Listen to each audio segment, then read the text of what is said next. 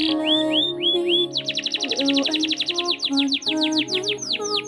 Vị trí em ở trong lòng, liệu còn hay đã mất?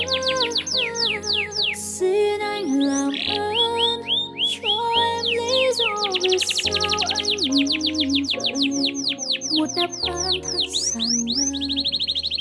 Chỉ mỗi ba từ